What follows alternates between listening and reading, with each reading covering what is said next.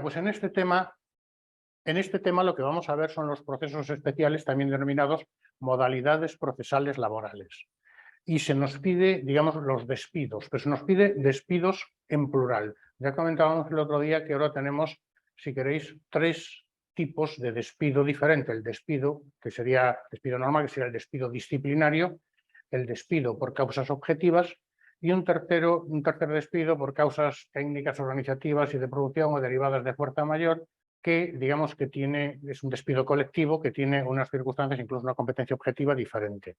Nos pide los procesos de seguridad social, que son varios y variados. Nos pide los conflictos colectivos, la impugnación de convenios colectivos y ya nos pide, por último, la tutela de los derechos fundamentales, que serían exactamente los procesos que vamos a ver, porque ya son bastantes y no podemos alargar más el tema.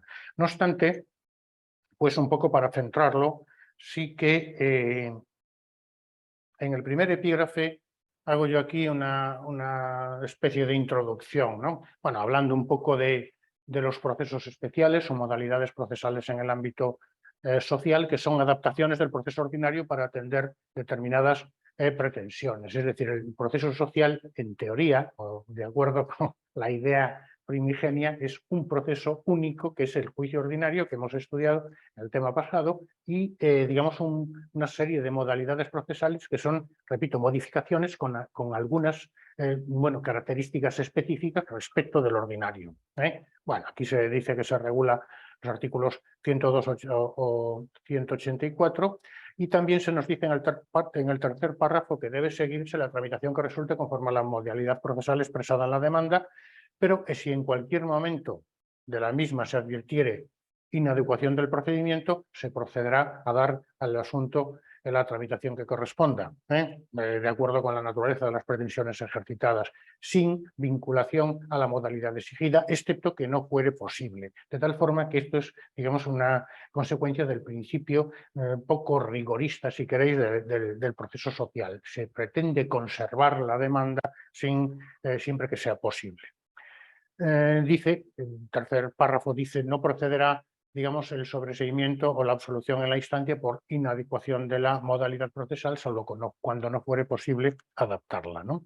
Y también, por último, que las acciones que el trabajador autónomo económicamente dependiente, cuyo conocimiento corresponda al orden social, se ejercitarán a través de la modalidad procesal correspondiente, adecuada a la naturaleza de las pretensiones formuladas. Y verdaderamente la regulación es muy prolija. Se regula despido disciplinario, impugnación de sanción, reclamación al Estado del pago de salarios de tramitación, extinción del contrato por causas objetivas y otras causas de extinción, despidos colectivos por causas económicas, organizativas, técnicas o de producción o derivadas de fuerza mayor, vacaciones, material electoral, etcétera. Un número bastante importante. Un momentillo, por favor, que vamos a admitir una compañera.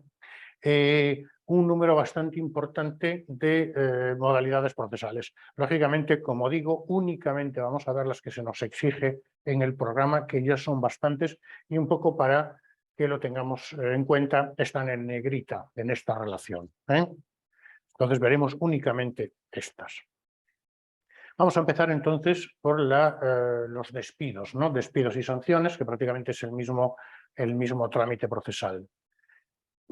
Este despido, así denominado, es el despido disciplinario propiamente dicho, que se regula en los artículos 103 a 113 de la ley. El plazo de acción serán 20 días hábiles siguientes a que el trabajador fuere despedido, ¿no? 20 días hábiles desde que se hubiera producido el despido. La demanda, precedida de conciliación o de mediación, si se trata de una empresa privada, pero también del agotamiento de la vía administrativa si estamos ante un empleador público. Debe expresar la antigüedad, fecha de efectividad del despido, la condición de representante legal o sindical de los trabajadores. Esto tiene cierta importancia en virtud del derecho de opción, que luego veremos en los despidos improcedentes. Si el trabajador es afiliado o está afiliado a algún sindicato, y bueno, evidentemente pues cabe cualquier tipo de subsanación de efectos o omisiones. Ya hemos dicho que en las demandas sociales, de modo general, no se necesitan razonamientos jurídicos, no necesitan fundamentos jurídicos, habida cuenta que no se necesita abogado y procurador en la instancia. Entonces, el letrado de la Administración de Justicia requiere de subsanación. También hemos dicho que el plazo de subsanación en social son 4 días, y esto lo iremos viendo a lo largo de todo el estudio, y 15 días en el caso de que haya que acreditar la celebración del acto de conciliación o mediación. Iré un poco rápido porque esto verdaderamente no tiene demasiada enjundia, y sí que es verdad que el tema es un poco largo, ¿no? Error sobre el demandado. En este subepígrafe lo que se dice es que si el trabajador erróneamente dirige la demanda contra, bueno, pues aquel que no fuere el demandado, pues podrá, en el caso de que sea archivada, pues dirigirla efectivamente contra el que es el demandado, el empresario para el que trabaja. Y esto es comprensible si pensamos que el trabajador, por ejemplo, está trabajando para un grupo de empresas y no sabe exactamente en cuál de ellas está contratado, ¿no? Acto del juicio. Bueno, pues el acto del juicio, ratificada la demanda. Aquí sí que tendríamos que tener en cuenta 3 cuestiones claras, ¿no? La carga de la prueba, la carga de la veracidad de los hechos imputados se atribuye al empleador, cosa también normal si tenemos en cuenta que el empleador, digamos, notifica al empleado la carta de despido. Y la carta de despido, estamos hablando de despido disciplinario, se basa en unos hechos. Y estos hechos son los que tendrá que probar el empresario, digamos, para que ante el juzgado, ¿no? Para que el despido pueda considerarse procedente. Por tanto, la carga de la prueba de la veracidad de los hechos imputados se atribuye al empleador. Y también las pruebas se practican en el orden inverso al habitual, que es el segundo de los puntos. Ha de ser el empresario quien debe justificar las causas alegadas para despedir. Y también, por último, se prohíbe al demandado alterar la motivación del despido. Es decir, si en la carta de despido pone que ha sido despedido, bueno, pues por desobediencia, luego no puede decirse que ha sido con faltas reiteradas al trabajo, etc. Estas 3, digamos, especialidades o precisiones que hace la ley en relación con los despidos disciplinarios. Sentencia ha de contener fecha de despido, salario del trabajador, lugar del trabajo, categoría profesional, antigüedad, concretando los periodos de prestación de servicios, características particulares, trabajo que se realizaba. El punto D también es importante, como antes comentaba, si el trabajador ostenta o ha ostentado en el año anterior al despido la condición de delegado de personal, miembro del comité de empresa o delegado sindical.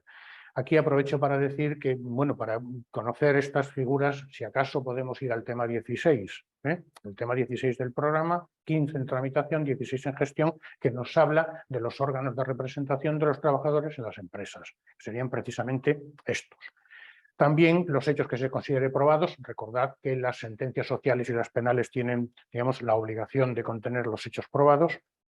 Y ya el fallo. En el fallo, el despido será calificado procedente, improcedente o nulo. Como todo el mundo puede entender, calificación de despido procedente. Bueno, pues cuando se prueban las causas aducidas por el empresario para despedir, ¿no? Importante, el trabajador accede a situación legal de desempleo y tiene derecho a las correspondientes prestaciones por desempleo en la Seguridad Social, ¿no? Calificación de despido improcedente. Bueno, cuando no se acredite o cuando se vienen incumplidos los requisitos de forma, entre ellos la tramitación del expediente contradictorio cuando el despido afecte a los representantes de los trabajadores y el trámite de audiencia para los delegados sindicales cuando afecta a trabajadores afiliados a un sindicato. Y ya la calificación de despido nulo.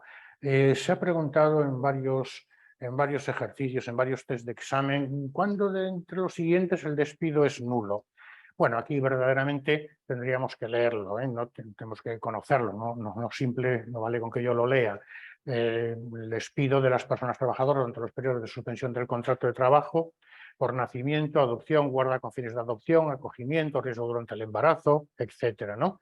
El punto B, que como veis está en rojo porque se han modificado, se le ha añadido alguna cosilla, pero no ha entrado en vigor todavía. Entonces, ahora creo que vamos a tener que modificarlo. En virtud de cuando se convoque la oposición, tendríamos que utilizar una legislación u otra. Entonces lo tengo en rojo. En rojo simplemente se le añade un par de cosas ahí, no es nada. También trabajadoras embarazadas desde la fecha de inicio del embarazo hasta el comienzo del periodo de suspensión, a que se refiere la letra A del Estatuto de los Trabajadores. Es simplemente leerlo. Lógicamente, estas causas de nulidad del despido llaman la atención. Una vez que se las lee uno un par de veces, pues lógicamente se queda con la idea. Trabajadoras, después de haberse reintegrado al trabajo al finalizar los periodos de suspensión del contrato por nacimiento, adopción, guarda, fines de adopción, acogimiento, siempre que no hubieran transcurrido más de 12 meses. Y aquí esto lo tengo en negrita y un poco más grande porque la ley de la jurisdicción social habla de 12 meses. Perdón, me he equivocado. Habla de 9 meses. Pero el Estatuto de los Trabajadores se modifica en este mismo punto y añade 12 meses, o sea, modifica y amplía a 12 meses. Por tanto, ley posterior sobre ley anterior son 12 meses. Evidentemente, en algunos temas antiguos que podáis tener, tendrían 9 meses, porque no se había modificado. Se ha modificado el Estatuto de los Trabajadores y es claro que ahora son 12 meses, pese al tenor literal de la ley de la jurisdicción social. Poco más tendríamos que decir.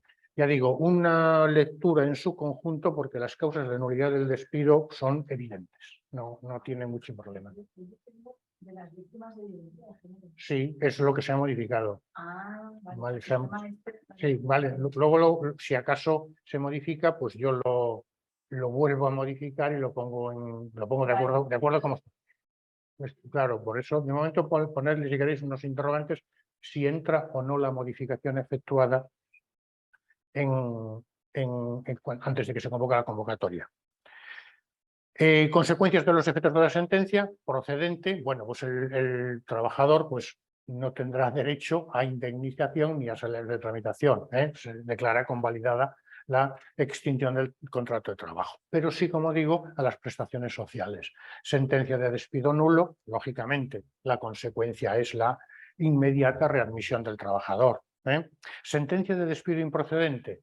Bueno, aquí tendríamos, todo el mundo conoce, pues la opción entre indemnizar o readmitir al trabajador que corresponde al empresario, con excepción de que el trabajador despedido sea representante de los trabajadores, en cuyo caso el derecho de opción corresponde a este.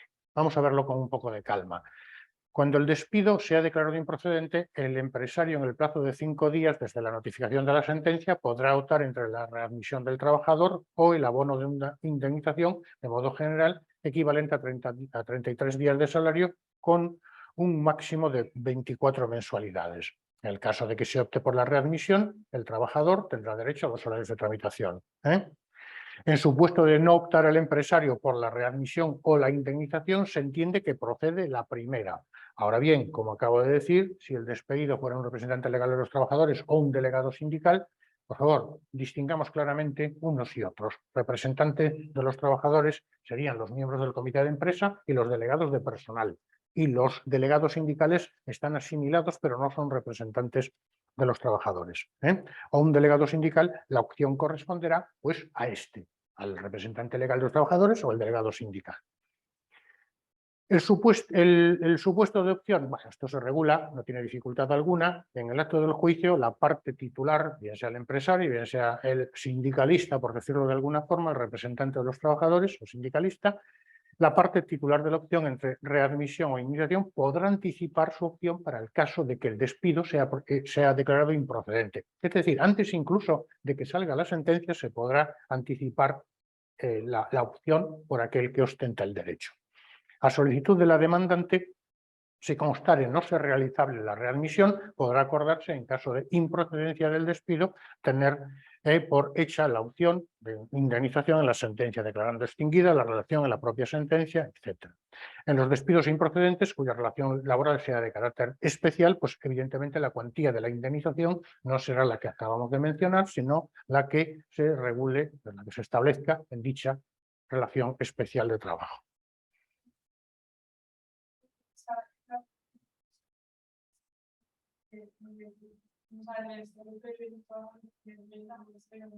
Bueno, 33 y 20. Verdaderamente no nos importa demasiado, pero 33 son, no tengo entendido, son 33 y 20. 33 y 20, perdón, 33 en los despidos disciplinarios y 20 en las causas objetivas. Pero bueno, a lo mejor. Bueno, lo que estábamos comentando, despido improcedente por incumplimiento de los requisitos de forma. Esto supondrá, digamos, que si se declara improcedente podrá realizarse un nuevo despido, y recalco lo de nuevo, dentro del plazo de 7 días desde la notificación de la sentencia. Dicho despido no constituirá una subsanación del primero, sino que es un nuevo despido con todo lo que esto conlleva, surtiendo efectos desde ese momento.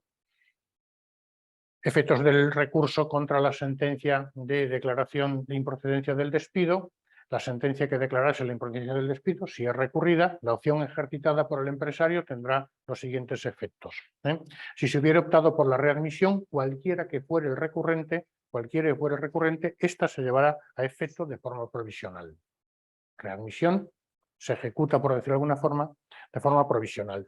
Cuando la opción del empresario hubiera sido la indemnización, tanto en el supuesto de que el recurso fuera interpuesto por el empresario como por el trabajador, no procederá, la readmisión mientras penda el recurso. Si bien durante la tramitación del recurso, el trabajador se encontrará en situación legal de desempleo, percibiendo las retribuciones, o sea, las prestaciones correspondientes.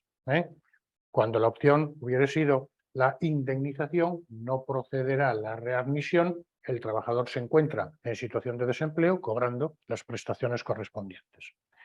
Aquí hay que tener en cuenta una cosa que vamos a ver: en el proceso social, el proceso de despido, el juez no viene vinculado por la solicitud del demandante. Es decir, imaginémonos que el demandante solicita, digamos, que se declare el despido improcedente. ¿Vendría el juez, en virtud del principio de congruencia, a declarar en todo caso el despido improcedente o procedente? La respuesta es no. No queda vinculado por la petición de la parte y podría declararlo nulo. Es importante también tenerlo en cuenta a efectos de ver lo que sucede luego en los recursos. Sigue diciendo la norma, ¿no? Si la sentencia que resuelva el recurso que hubiera interpuesto el trabajador eleva la cuantía de la indemnización, el empresario, dentro de los 5 días, el de la notificación de la sentencia, digamos, de suplicación, podrá cambiar el sentido de la opción. Claro, se había optado por indemnizar cuando la cuantía era X. Ahora, si la cuantía es lo doble de X, puede cambiar el sentido de la opción. Y en tal supuesto, la readmisión del trabajador retrotraerá sus efectos económicos a la fecha que tuvo lugar la primera elección. Entonces, el trabajador se entenderá readmitido desde el momento en que el empresario realizó la opción que había sido de indemnización ante el juzgado de lo social, deduciéndose las cantidades, ajustándose las cantidades, ¿no? A efectos del reconocimiento de un futuro derecho a prestación por desempleo, el tiempo anterior se entenderá cotizado. Y, lógicamente, cualquiera que sea el sentido de la opción, esta se tendrá por no hecha si el Tribunal Superior, es decir, la sala correspondiente, al resolver el recurso, declarase nulo el despido. Como antes decía, ni la sala ni el juez vienen, digamos, vinculados por la solicitud del demandante. Pueden incluso, sin atenerse a la misma, cambiarlo sin quebrar el principio de congruencia. Cuando se confirme la sentencia, el sentido de la opción no podrá ser alterado. Efectos del recurso contra la sentencia de declaración de improcedencia del despido de un representante legal o sindical de los trabajadores. Bien, aquí, como hemos dicho, cambia el titular del derecho de opción. Por tanto, es exactamente lo mismo, pero al contrario. Cuando la sentencia que declarase la improcedencia del despido de un representante legal o sindical fuera recurrida, la opción ejercitada por dicho representante tendrá las siguientes consecuencias. Cuando el trabajador hubiera optado por la readmisión, cualquiera que sea la parte que recurra, habrá de estarse a lo dispuesto en el 297, que básicamente lo que viene a decir es que tendrá la misma retribución durante toda la tramitación del recurso. Y si se opta por la indemnización, tanto si recurre el trabajador como el empleador, no procederá la readmisión ni el abono de los salarios mientras penda el recurso. Si bien durante la tramitación del recurso, el trabajador se considerará en situación de desempleo involuntario. Y ahora veamos lo que dice la norma para cuando la sentencia disminuya la cuantía de la indemnización. El trabajador, representante legal o sindical, opta por la indemnización, pero la sentencia reduce sustancialmente, se supone, la indemnización. El trabajador, dentro de los 5 días siguientes a la notificación, podrá cambiar el sentido de su opción y en su caso la readmisión tendrá lugar desde la primera opción, desde el momento de la fecha de la primera opción que había optado por la indemnización. Como vemos, estoy diciendo lo mismo, pero en sentido contrario, porque ahora la opción la tiene, por decirlo de alguna forma, la contraparte, ¿no? Bueno, aquí evidentemente las cantidades hay que ajustarlas, como antes. A efectos del reconocimiento de un futuro derecho de protección, bueno, se considerará como cotizado ese periodo. Lógicamente, lo mismo que antes, cualquiera que sea el sentido de la opción, si el Tribunal Superior declara nulo el despido, no tiene ya lugar la opción. Y cuando se confirma la sentencia, el sentido de la opción no se puede alterar. Esto es lo mismo que hemos dicho hace un momento. Bueno, este sería entonces lo que es el despido disciplinario. El despido disciplinario, aquí se suele preguntar mucho plazo de acción, plazo de caducidad de 20 días hábiles, se suele preguntar un poquillo, bueno, pues también el derecho de opción, gusta mucho preguntarlo, lo veréis en un test de examen que haremos. Y ahora vamos al segundo tipo de despido, que sería la extinción del contrato por causas objetivas, y luego veremos y otras causas que son las que veremos en el tercer supuesto, ¿no? Extinción por causas objetivas. Bueno, aquí lo que se dice es que en este caso se podría recurrir la decisión de despido como si se tratara de un despido disciplinario. Causas objetivas como si se trata de un despido disciplinario. Bueno, pues nada, se ajustan las normas estudiadas sin perjuicio de algunas especialidades que ahora vamos a ver. El plazo de acción es el mismo, 20 días, que en todo caso empezará a computarse a partir del día siguiente de la extinción del contrato de trabajo. La percepción de la indemnización, que en este caso son 20 días, ¿no? Esto a nosotros verdaderamente no nos lo van a preguntar, nos van a preguntar el estatuto, lo que nos van a preguntar es la legislación procesal. La percepción por el trabajador de la indemnización ofrecida por el empresario o el uso del permiso para buscar un nuevo puesto de trabajo no enerva el ejercicio de la opción ni supone conformidad. Esto es importante también tenerlo claro. Cargo de la prueba, cuando el trabajador, bueno, pues evidentemente hable de que el despido... Disculpa. Entonces, si el trabajador firma como que está de acuerdo, percibe la indemnización y demás, luego puede interponer demanda. Porque no está de acuerdo. Que está de acuerdo, no. Dice que no está de acuerdo, pero percibe la indemnización. Vale, pero que si firma un documento como que lo recibe, que todo está legal y tal, luego no puede interponer demanda porque ha firmado como que lo asumía, ¿verdad? No, desde mi punto de vista, no. Yo, trabajador, puedo decir, estoy de acuerdo con la recepción de la indemnización. Efectivamente, esto es lo que me corresponde, pero no estoy de acuerdo con el despido. No, por tanto, voy a impugnar el despido. La empresa, ¿qué sucede? Que podrá utilizar, pues entonces no te indemnizo. Bueno, pues ya me indemnizará cuando corresponda. Pero lo dice claramente la ley. Dice, la percepción por el trabajador de la indemnización ofrecida por el empresario o el uso del permiso para buscar un nuevo puesto de trabajo no enerva el ejercicio de la acción ni supone conformidad con la decisión empresarial. Por tanto, yo puedo percibir la indemnización y demandar, y puedo estar buscando un nuevo trabajo y demandar. Desde mi punto de vista, no, lo dice ahí. Pero ¿vale? pasados los 20 días, nada. No, pasados los 20 días, no. Claro, es un plazo de caducidad de 20 días hábiles. Vale, gracias. Nada. Carga de la prueba.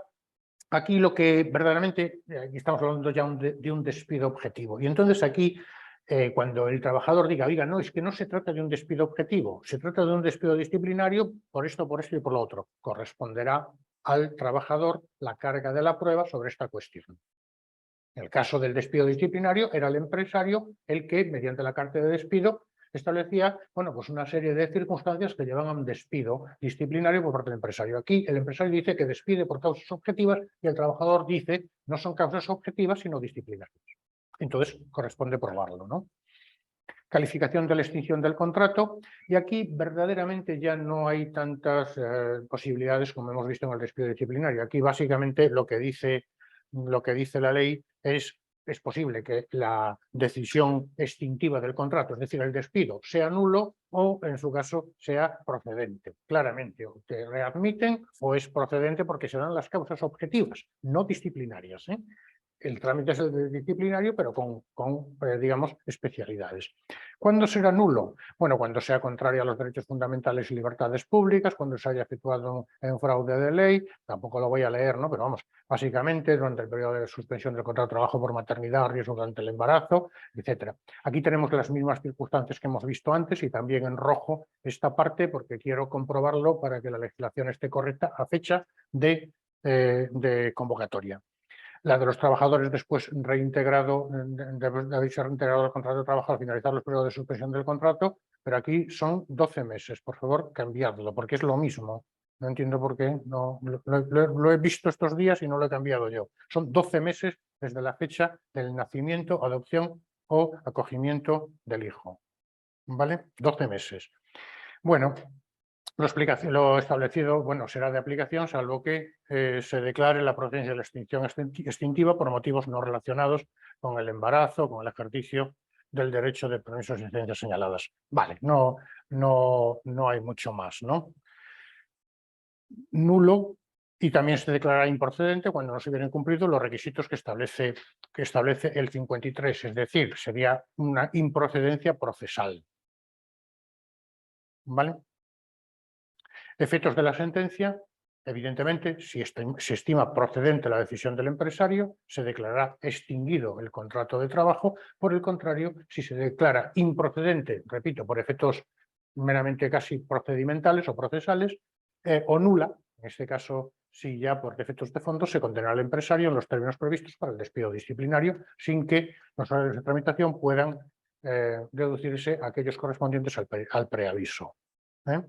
Entonces, despido por causas objetivas. Básicamente son exactamente igual que el despido disciplinario en el trámite, evidentemente en el fondo del asunto no, en el trámite, y la única diferencia es que la sentencia declarará nulo o procedente el despido. ¿Cuándo lo declara procedente? Cuando se prueban las causas objetivas. ¿Cuándo lo declarará nulo? Cuando no se prueban tales causas objetivas. ¿Y cuándo lo declara improcedente? Bueno, pues cuando no se cumplen los requisitos exigidos en la ley para despedir. Se ha quebrado el procedimiento. Básicamente sería esto. Y ya tendríamos despidos colectivos, que sería el tercer grupo, de la tercera modalidad, despidos colectivos por causas económicas, organizativas, técnicas o de producción o derivadas de fuerza mayor. Bueno, aquí lo que tendríamos que tener en cuenta que es una demanda colectiva. Aquí lo leemos, tiene alguna proximidad con el proceso de conflicto colectivo, etcétera. Bueno, simplemente ir viéndolo y yo me pararé en aquellas cuestiones más importantes para no repetir. El mes de agosto es hábil para el ejercicio de estas acciones. Vale. Demanda. La demanda será competencia objetiva pues ante la Sala de lo Social, de los TSJ o de la Audiencia Nacional en virtud del ámbito territorial en la que extienda sus efectos la empresa, digamos, autora del despido. Conocen estos órganos, la Sala del TSJ y la Sala de la Audiencia Nacional, en única instancia y cabe casación ordinaria. Bueno, ¿a quién corresponde la legitimación activa? Básicamente a los representantes legales o sindicales de los trabajadores. Evidentemente, en el caso de los representantes sindicales que tengan implantación suficiente en el ámbito del conflicto. Vuelvo a decir, por favor, vayamos al tema 16 para ver lo que son sindicatos más representativos en el ámbito nacional y en el ámbito autonómico. Implantación en el ámbito del conflicto. Demanda. Pues lógicamente puede fundamentarse en la causa legal para el despido, incumplimiento de las reglas del periodo de consultas, es decir, del trámite necesario para proceder a estos despidos colectivos. Fijémonos el segundo párrafo porque quizás es importante. La legitimación pasiva es la empresa, la tiene la empresa, y en el caso de que el periodo de consultas hubiere finalizado con acuerdo, el periodo de consultas, digamos, es un trámite que se realiza en la que participan representantes de los trabajadores, representantes de la empresa, en el caso de que hubiere finalizado con acuerdo, debe dirigirse también contra los firmantes del mismo. No requiere para su admisibilidad el agotamiento de las formas de evitación del proceso. Es decir, en el caso de los despidos colectivos no hay que, digamos, acudir a los medios de evitación del proceso, cuál sería el acto de conciliación o mediación ante el Instituto de Mediación, Arbitraje y Conciliación o ante el Instituto de Empresa. Y el plazo es el mismo. Plazo de presentación es el plazo de caducidad de 20 días desde la fecha del acuerdo o desde la notificación a los representantes de los trabajadores de la decisión, digamos, de despido colectivo. Tramitación y citación a juicio, carácter urgente y preferente del proceso, salvo la tutela de derechos fundamentales. Y bueno, básicamente se recaba de la autoridad laboral copia del expediente, porque estos expedientes de despidos colectivos, los famosos ERES, tienen que ser aprobados por la autoridad laboral. Y aquí dará traslado a la demanda para que en el plazo de 5 días presente tanto la documentación como las actas del periodo de consulta, el demandado, el empresario demandado. ¿Vale? También debe ordenar que en el plazo de 5 días remita notificación a los trabajadores que pudieran resultar afectados por el despido colectivo. Vale. Entonces, plazos muy cortos, el plazo de acción 20 días, pero luego plazos muy cortos, urgente y preferente. Vale. Juicio, única convocatoria dentro de los días siguientes y sentencia en 5 días. Y aquí la sentencia puede establecer dos cuestiones. O sea, el fallo puede ser de dos maneras, que es ajustado a derecho, es decir, que el despido, la relación extintiva de las condiciones de trabajo es ajustado a derecho cuando se acredite el cumplimiento de las exigencias legalmente establecidas. Y que es nula, dice, esta declaración únicamente procede cuando el empresario no haya realizado el periodo de consultas o entregado la documentación legalmente prevista. O cuando la medida empresarial se haya efectuado vulnerando derechos fundamentales y libertades públicas. Es decir, las opciones de fallo es que el despido es ajustado a derecho o que es nulo, básicamente. Y tendríamos aquí que conocer esto también con cierto detenimiento. Demanda individual. Es decir, interpuesta demanda colectiva, ¿es posible interponer demanda individual al mismo tiempo? La respuesta, claro, es no. La demanda individual contra la decisión empresarial de despido, adoptada en un despido colectivo, puede ser interpuesta contra los trabajadores, o sea, por cada uno de los trabajadores despedidos y conocen los juegos de lo social. Pero ¿en qué plazos? Que este es el quid de la cuestión. Es decir, interpuesta la demanda por los representantes de los trabajadores ante la sala de lo social del TSJ o la sala de lo social de la Audiencia Nacional, ¿puede acudir un trabajador individualmente al juzgado de lo social? La respuesta claramente es no.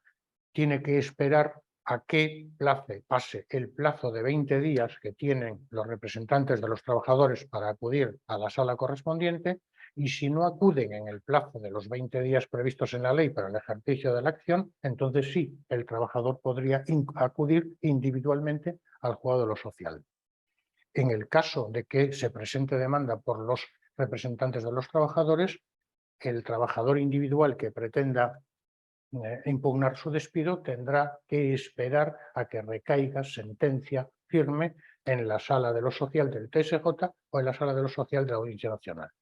Y hay que tener en cuenta además que esta sentencia tiene efectos de cosa juzgada, de tal forma que el trabajador no podría discutir ante el juzgado de lo social aquello establecido en la sentencia de la sala correspondiente. ¿Vale? Lo tenemos aquí, ¿no? Cuando el despido colectivo no haya sido impugnado a través de la demanda colectiva o por el empresario, rigen las siguientes reglas específicas. El plazo de impugnación, los 20 días, computan una vez finalizados los 20 días que tienen las organizaciones sindicales para recurrir. Entonces serían 20 días, no han recurrido. Al día siguiente empezaría el plazo de 20 días que tiene el trabajador individual. Cuando el objeto del debate verse sobre preferencias atribuidas a determinados trabajadores, estos también deberán ser demandados. Es decir, sí, el despido es objetivo, pero el que tienen que despedir es a este, no a mí. Entonces hay que demandar también a este. ¿Vale? Y la tercera y cuarta especialidad es en la calificación. Pues la nulidad corresponde no solo por los motivos ordinarios de nulidad del despido, sino por otros establecidos en la ley, evidentemente que no vamos a entrar. Recordad que nosotros estudiamos Derecho Procesal. Si tenemos que estudiar el Estatuto de los Trabajadores aquí, mal vamos. Esto sería cuando el despido no haya sido impugnado. Cuando el despido haya sido impugnado por los representantes de los trabajadores o por empresario, pues ya lo he comentado, el plazo de acción comienza a partir de la firmeza de la sentencia en el proceso del conflicto colectivo o desde la conciliación judicial.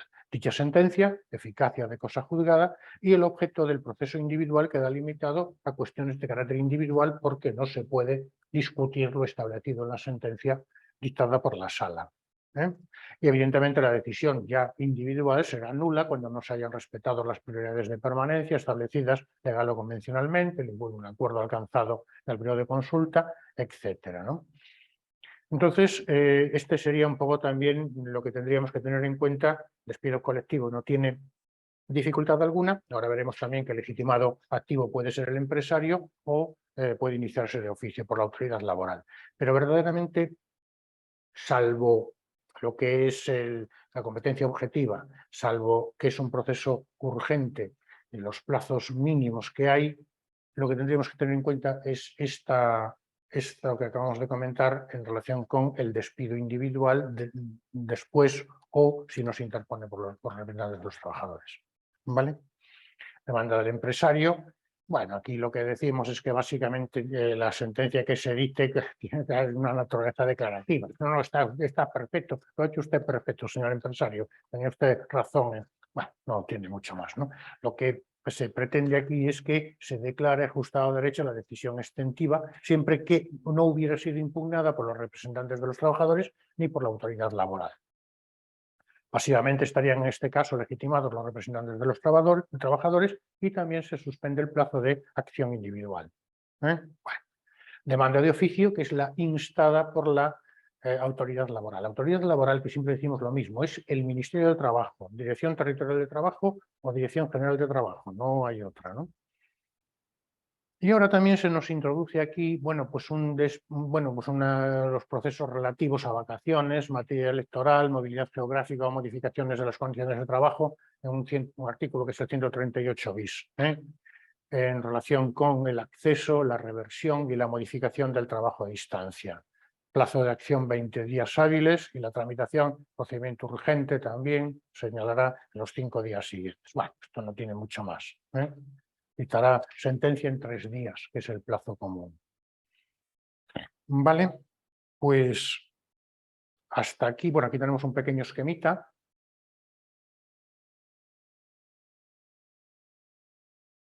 Y hasta aquí los despidos. Vamos ahora, si queréis, con los procesos de seguridad social, ¿no? Los procesos de seguridad social que se regulan en los artículos que aquí tenemos, artículos 140, 152. Bueno, tenemos un proceso general que es en el que nos vamos a fijar un poco y tenemos varias modalidades procesales derivadas de este proceso general con especialidades. Bueno, verdaderamente aquí lo que se nos viene diciendo es, en principio, es obligatorio acreditar haber agotado la vía administrativa correspondiente con reclamación previa en aquellas en las que se hubiera acumulado la alegación de un derecho fundamental. Bueno, subsanación del defecto en el plazo de 4 días. Fijémonos aquí lo que se está diciendo. El plazo siempre es de 4 días. Una vez realizada la subsanación, se admitirá la demanda y si no, será trasladado al tribunal para que inadmita en su caso. Legitimación de las entidades gestoras y la Tesorería General de la Seguridad Social. Bueno, pues estas entidades gestoras podrán personarse y ser tenidas por parte con plenitud de derechos, ¿no? Básicamente el letrado pues, deberá efectuar las notificaciones, bueno, para hacer constar la existencia de situaciones anteriores y hacer constar las notificaciones de admisión a trámite, señalando la vista, etcétera. No hay mucho más que decir. Remisión del expediente administrativo, entonces si nos damos cuenta es cuasi un procedimiento contencioso administrativo. Se admite a trámite la demanda, se reclamará de la entidad gestora o el organismo correspondiente que nos remita el expediente administrativo, las actuaciones administrativas que se han llevado a cabo. Bueno, no se requerirá igualmente el correspondiente organismo que deberá poner de oficio en conocimiento del tribunal si tiene conocimiento de la existencia de otras demandas sustancialmente iguales. He cumplido el plazo de remisión sin que se hubiera remitido el mismo, el letrado lo reiterará por vía de urgencia. No tiene mucho más a la vista del expediente. El tribunal debería ser el letrado de la Administración de Justicia, pero dice el tribunal dispondrá el emplazamiento de aquellas personas que pudieran tener un interés legítimo en el proceso o resultar afectadas por el mismo para que comparezcan en el proceso y ser tenidas en cuenta en el mismo. Bueno, pequeño esquema que no nos dice nada. Celebración del juicio. Se celebra el juicio, aunque la entidad no hubiera remitido el expediente. Bueno. Y aquí, bueno, pues hay unos plazos para reiterar la remisión del expediente en el plazo de 10 días y de modo general, y en el plazo de impugnación de altas médicas que ahora veremos son 5 días. ¿Vale? Poco más tendremos que decir. Impugnación de altas médicas, que sería la siguiente especialidad. Recordemos que aquí, en el caso de las altas médicas que tengan una duración superior a 365 días, no será necesario agotar la vía administrativa. No se exige la reclamación previa, por decirlo de alguna forma, o el agotamiento de la vía administrativa. En el resto de supuestos, sí, es necesaria este trámite previo. Como especialidades, la demanda se dirigirá exclusivamente contra la entidad gestora, contra la entidad colaboradora y no será necesario demandar al Servicio Público de Salud, excepto que se impugne el alta emitida precisamente por los médicos de este Servicio Público de Salud. Urgente y preferente. El acto de la vista se señala dentro de los 5 días siguientes. La sentencia que se dicte no cabe recurso y se dictará en el plazo de 3 días. Vista, como acabo de decir, en 5 días, sentencia en 3 días. Sentencia contra la que no cabe recurso. Como vemos, muy sencillito. Yo creo que casi los esquemas nos lo aclaran más que el texto, ¿no? Especialidades en los accidentes de trabajo. Bueno, aquí las especialidades básicamente serían que se exige que se constituya el ITIS consorcio.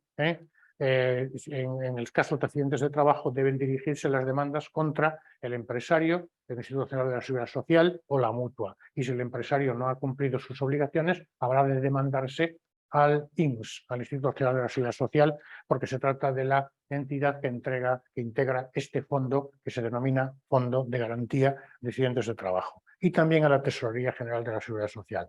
Es decir, aquí la especialidad principalmente es la necesidad de constituir este litis consorcio. Y en el caso de enfermedad profesional, el INS deberá ser también demandado. Poco más tendríamos que decir en este aspecto, ¿no? El resto no tiene más. Revisión de actos declarativos de derechos. Bueno, aquí lo que tendríamos que tener en cuenta en este supuesto es lo siguiente. La Administración no puede revisar sus propios actos firmes en perjuicio de los ciudadanos. Esto lo hemos visto ya en contencioso administrativo cuando estudiamos el recurso de lesividad, si lo recordáis, ¿no? Es decir, si se ha concedido un derecho, una prestación, luego no puede, digamos, rectificarse y eliminar ese derecho, ¿no? Y entonces sí que existen unos supuestos en los que cabe la revisión de oficio, que ahora veremos algunos supuestos claros y además que no tienen ningún tipo de dificultad para recordarlo, en los que sí es posible la revisión de ese acto que concede derechos de oficio y habitualmente el reintegro de lo indebidamente percibido por el beneficiario de la Seguridad Social.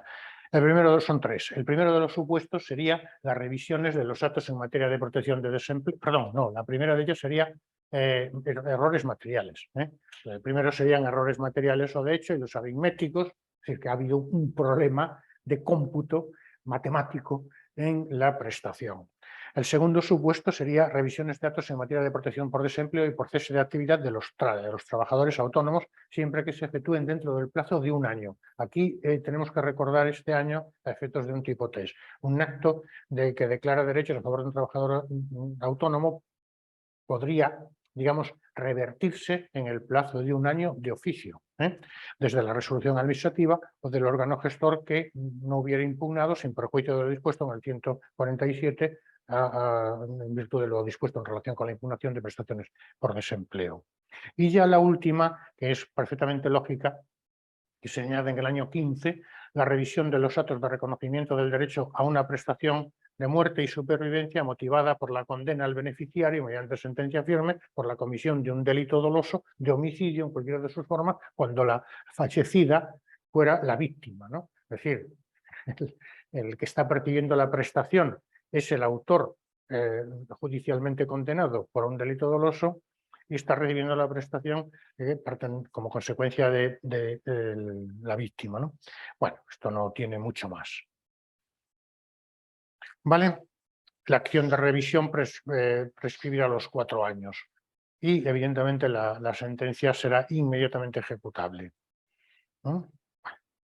Los 3 supuestos serían los que yo recordaría: errores materiales o aritméticos, el desempleo y demás derechos de los trabajadores autónomos, plazo de 1 año, y evidentemente cuando el autor de un delito doloso está cobrando las prestaciones derivadas del fallecimiento de la víctima cuando precisamente está condenado por ese hecho doloso.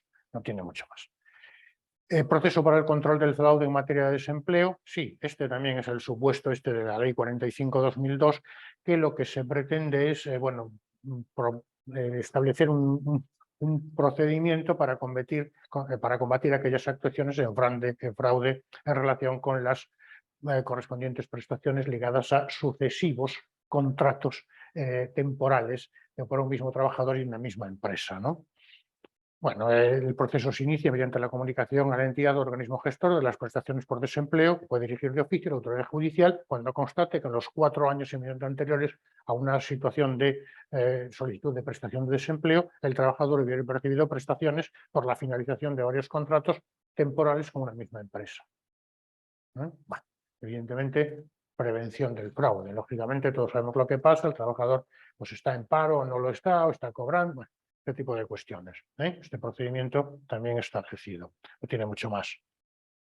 Aquí sí que, si queréis, las especificaciones, que siempre son los puntitos estos que ponemos, procedimiento de acuerdo con las normas generales, y tendrán la consideración de parte en el proceso el empresario y el trabajador que hubieran celebrado los contratos temporales, no podrán solicitar la suspensión.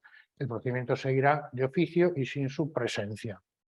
Y sí que el segundo punto: las afirmaciones de hechos que se contengan en la comunicación base del proceso harán fe, salvo prueba en contrario, incumbiendo la carga de la prueba al empresario demandado, ¿no? Para desvirtuarlas, trato de decir. Sentencia ejecutiva. ¿De acuerdo? También tendremos aquí nuestro oportuno esquemita, y ya tendríamos la impugnación de actos administrativos en materia laboral o de seguridad social no prestacionales. Es decir, aquí sería, pues aquel procedimiento iniciado por la impugnación de actos administrativos dirigidos contra el Estado, comunidades autónomas, entidades locales, que se rige por los principios del procedimiento ordinario laboral, pero con las especialidades de los artículos 151 y 152. Verdaderamente no tiene nada. Debemos acreditar con la demanda que se ha agotado la vía administrativa. Bueno, y evidentemente, básicamente tampoco toda la documentación que se establece en una demanda general, ¿no? Nos remite aquí la Ley de la Jurisdicción Contenciosa Administrativa. Quiero decir que una simple lectura, porque no tiene mucho más. Sentencia en 3 vías, como sabemos, y que establecerá la inadmisibilidad de la demanda cuando concurras causas de inadmisión, carencia de jurisdicción, haberse formulado fuera de plazo, etcétera. Desestimación de la demanda y estimación de la demanda. Y nulidad del acto de resolución recurrido. Como vemos, tampoco tiene mucha dificultad. Pero claro, son muchos y muchos detallitos. ¿Vale? Luego tendríamos el proceso de conflictos colectivos y la impugnación de convenios colectivos, que es el epígrafe siguiente. Aquí básicamente nos vamos a quedar únicamente con el objeto del proceso, en ambos casos. El trámite, una simple lectura, porque no tiene nada, y volver otra vez a comentarlo sería ya repetirnos. Entonces, ¿qué sería un conflicto colectivo? Bueno, un conflicto colectivo, de acuerdo con la definición jurisprudencial, es una controversia entre una pluralidad de trabajadores y uno o varios empresarios como consecuencia del contrato de trabajo. Contrato de trabajo por cuenta ajena, ¿no? Repercute en una serie, dice, indiferenciada de trabajadores en cuanto a tales. Volvemos a decir lo mismo: conflicto producido entre un grupo de trabajadores y uno o varios empresarios como consecuencia de la relación laboral, de la relación de trabajo. Y el objeto del proceso del conflicto colectivo, que esto es importante conocerlo también, se ha ido ampliando sucesivamente. Y entonces se amplía pues, a la impugnación de las decisiones empresariales, también se tratarían a través de esta modalidad procesal, decisiones empresariales de movilidad geográfica, modificación sustancial de las condiciones de trabajo, suspensión del contrato por causas económicas, técnicas, organizativas o de producción o derivadas de fuerza mayor, reducción de la jornada de trabajo, etcétera, ¿no? Todo este tipo de cuestiones, digamos, que afectan a la prestación de trabajo también se llevarían por los cauces del conflicto colectivo. Impugnación de los acuerdos de interés profesional de los trabajadores autónomos económicamente dependientes, trabajadores autónomos económicamente dependientes, los TRADE. Impugnación directa de los convenios o pactos colectivos no comprendidos en las modalidades de impugnación de convenios colectivos. También impugnación de las decisiones de la empresa de atribuir carácter reservado o de no comunicar determinadas informaciones a los trabajadores, litigios relativos al cumplimiento de los representantes de los trabajadores y los expertos que asistan a obligación de sigilo y este tipo de cosas, ¿no? Bueno, dice la norma, aunque cuenten con modalidad procesal específica, se tramitará conforme a las reglas de este proceso la impugnación de los convenios colectivos y los de los laudos arbitrales sustitutivos de estos previstos en los artículos 163 y siguientes de la ley de la jurisdicción.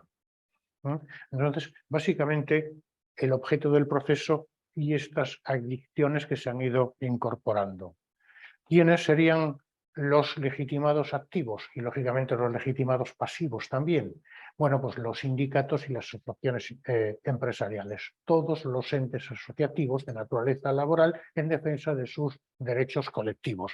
Sindicatos, asociaciones empresariales, también empresarios y órganos de representación legal o sindical de los trabajadores en los conflictos de empresa, administraciones públicas empleadoras, asociaciones representativas de los TRADE, empresas para los que los TRADE ejecutan su actividad, lógicamente, pues también podrían plantear un conflicto colectivo con estos, ¿no? ¿Vale? No hay mucho más que decir. Conciliación previa, necesaria, ¿no? Contenido de la demanda, pues una simple lectura y carácter urgente, ausencia de recursos en el trámite. Esto era lo que antes comentábamos a preguntas de una compañera, que como va a salir el vídeo no diré el nombre. El proceso tiene carácter urgente y su preferencia en el despacho será absoluta sobre cualquier otro. La palabra despacho, su preferencia en el trámite, será absoluta sobre cualquier otro, salvo de los tutelas de derechos fundamentales y libertades públicas. Contra las resoluciones que citen en su trámite no cabrá recurso, salvo el de declaración inicial de incompetencia. Ahí sí cabe recurso. Contra esa decisión sí cabe recurso. Posibilidad de solución extrajudicial, tramitación, no tiene ningún tipo de, digamos, de especialidad. Citará a las partes a una comparecencia en única convocatoria en los 5 días siguientes y sentencia en 3 días. ¿Vale? Entonces, aquí, ¿con qué me quedaría yo principalmente? Con el objeto del proceso, por si se pregunta en un tercer ejercicio. El resto, con una simple lectura y haciendo los test y demás, se nos quedará. Impugnación de convenios colectivos, estamos un poco lo mismo. ¿Cuál sería el objeto del proceso en este caso, ¿no? Digo yo aquí, tiene por objeto revisar la validez jurídica de este tipo de normas para evitar, digamos, por parte de las mismas la conculcación del ordenamiento jurídico. Entonces, decimos en el párrafo siguiente, no se trata de un verdadero proceso con una parte demandante y con una parte demandada, sino de que se trata de que el tribunal compruebe si el convenio colectivo se ajusta a la legislación. Es decir, todos sabemos que el Estatuto de los Trabajadores es la norma básica mínima. En consecuencia, el convenio colectivo puede mejorar los derechos de los trabajadores establecidos en el Estatuto de los Trabajadores, pero nunca limitarlos. Entonces, básicamente sería esto, ¿no? No es el modo normal de otorgar tutela judicial en el sentido de que son dos partes en conflicto, sino de lo que se trata es de comprobar si una norma, si un convenio colectivo se ajusta a la legalidad vigente. Pueden ser objeto de impugnación por esta vía los convenios colectivos regulados, bueno, pues en el título tercero, básicamente en el Estatuto de los Trabajadores y los laudos arbitrales sustitutivos de dichos convenios cuando se considere que conculcan la legalidad vigente. Bueno, sigue diciendo aquí alguna peculiaridad. Si no hubiera sido todavía registrado, sabemos que los convenios colectivos se registran ante la autoridad laboral, es decir, el Ministerio de Trabajo, la Delegación de Trabajo. Vale, pudiera ser que todavía se hubiera presentado, pero no estuviera registrado, en cuyo caso se requerirá la opinión pública para que remita una copia. No tiene mucho más. ¿Vale? Requisitos para la comunicación de oficio. Bueno, pues habrá de contener los siguientes requisitos, pero verdaderamente una simple lectura. ¿De acuerdo? Una simple lectura, intento decir yo que no tiene nada que explicar. Puedo leerlo, pero eso no tiene sentido. Aquí la legitimación podría ser básicamente por cualquiera, digamos, de los intervinientes en el mismo. Aquí dice, si la impugnación se fundamenta en la ilegalidad, pues los órganos de representación legal o sindical de los trabajadores, sindicatos, asociaciones empresariales, evidentemente, la Administración General del Estado, el Ministerio Fiscal, etc. Y si el motivo fuera la lesividad, pues aquellos terceros que se consideran lesionados. ¿Vale? Y estarán legitimadas pasivamente todas las representaciones pues, integrantes de la comisión o negociación del convenio. Siempre, evidentemente, los representantes de los trabajadores, ¿no? Comisión de negociación. El resto no tiene mucha importancia, pero sí hay detalles que tendríamos que tener en cuenta. Por ejemplo, el Ministerio Fiscal será siempre parte en estos procesos, ¿no? Bueno, sentencia en 3 días. Es decir, a efectos del tipo test, este tipo de cosas, como todo el mundo puede entender, son muy preguntables. ¿Quién indique usted entre los siguientes? ¿Quién será parte? Bueno, cae de cajón si lo hemos leído. ¿De acuerdo? Pues el esquemita. ¿Vale? Y ya veremos, ya por último, vemos la tutela de los derechos fundamentales, que se regulan los artículos 177 a 184.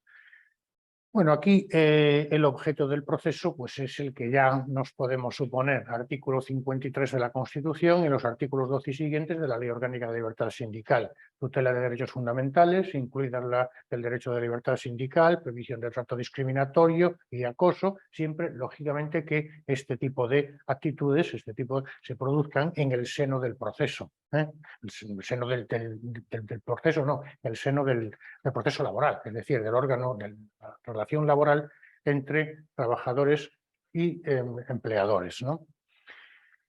Dice, atribuidas al conocimiento del orden social o en conexión directa con las mismas, incluidas las que se formulen por terceros vinculados al empresario, cuya vinculación tenga conexión directa con la prestación de servicios. Y sigo diciendo yo aquí un poco en el párrafo segundo, en esta modalidad procesal lo que se pretende discutir y dilucidar es si efectivamente ha habido una lesión al derecho fundamental. Una lesión del derecho fundamental, no el resto de cuestiones que se puedan aducir. En el proceso propiamente dicho, únicamente se discute, como digo, si ha habido o no una vulneración del derecho fundamental. Legitimación, pues evidentemente aquel trabajador, aquel sindicato que, invocando pues, un derecho de interés legítimo, considere lesionados pues, sus derechos de libertad sindical, huelga u otros derechos fundamentales y libertades públicas, incluido, como digo, la prohibición del tratamiento discriminatorio y el acoso, ¿no? Aquí hay una figura que ya no la conocemos, que existía antes en el derecho contencioso administrativo, que son los coadyuvantes. En aquellos casos en los que corresponde al trabajador como sujeto lesionado la legitimación activa como parte principal, podrán personarse como coadyuvantes el sindicato al que éste pertenezca, cualquier otro sindicato que ostente la condición de más representativo.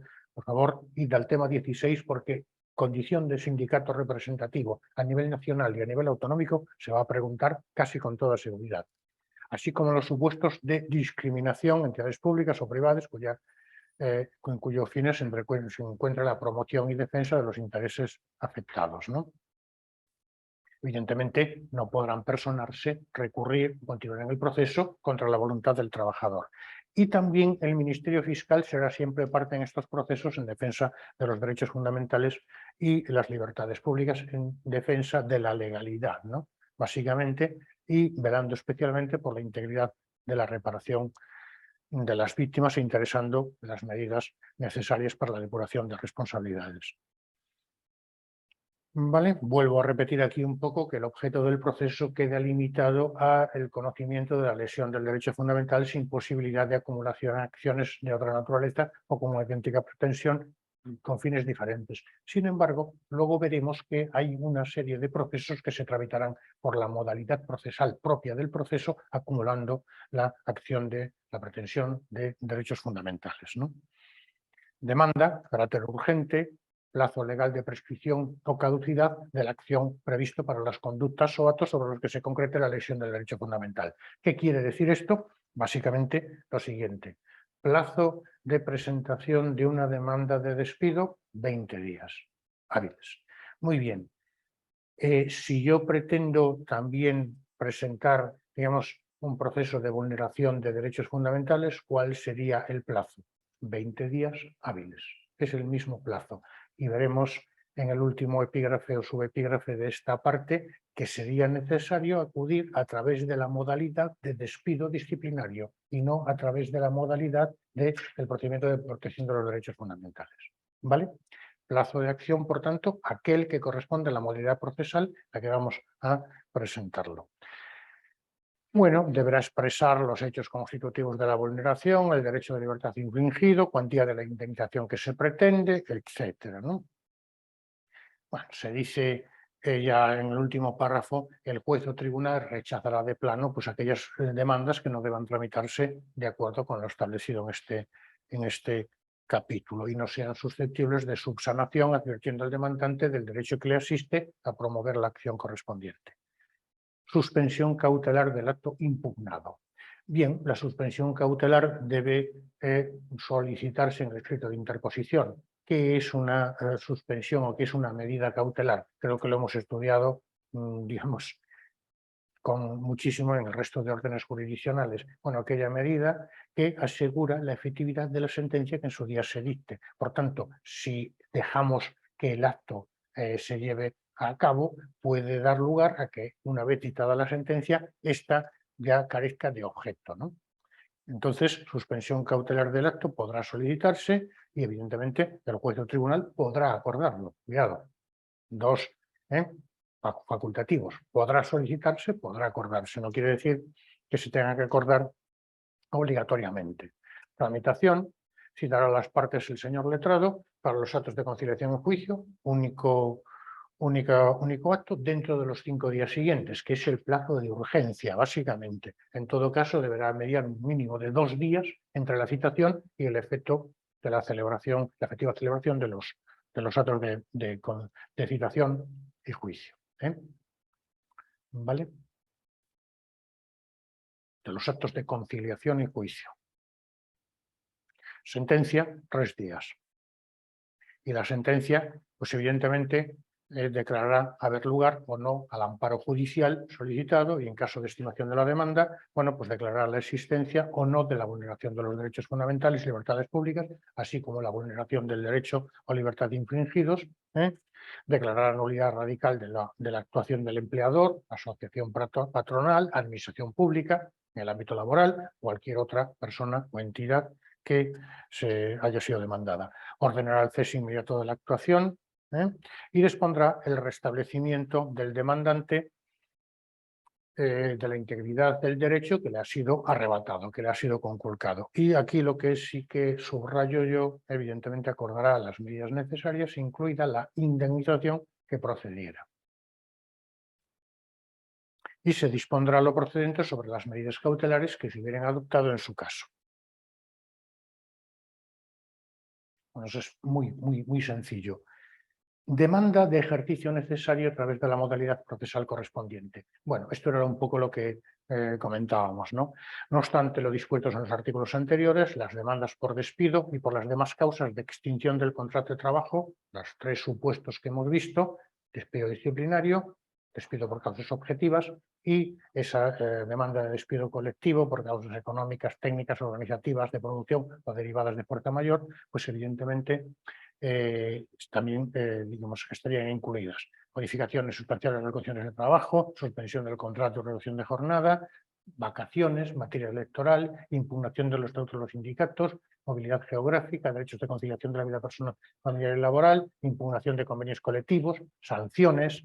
Bueno, todas estas se tramitarán, a ver si consigo subrayarlo, se tramitarán inexcusablemente con arreglo a la modalidad procesal correspondiente a cada una de ellas, dando carácter preferente a dichos procesos y acumulando en ellos las pretensiones de tutela de derechos fundamentales y libertades públicas con las propias de la modalidad procesal respectiva. De tal forma que en el ejemplo que poníamos, en el despido disciplinario, si se aduce además la vulneración de un derecho fundamental al que nos estamos refiriendo, ¿cuál será la modalidad procesal a la que debe acudirse? A la demanda de despido. ¿En qué plazo? En el plazo de la acción de despido, que son 20 días hábiles. ¿Vale? Por poner un ejemplo. Pues hasta aquí. Hemos acabado. Bien, he ido un poco rápido porque nos hemos quedado un poco sin tiempo al final y tampoco quería alargar demasiado esto. Pero no obstante, si hay alguna duda, el próximo día la comentamos con detenimiento.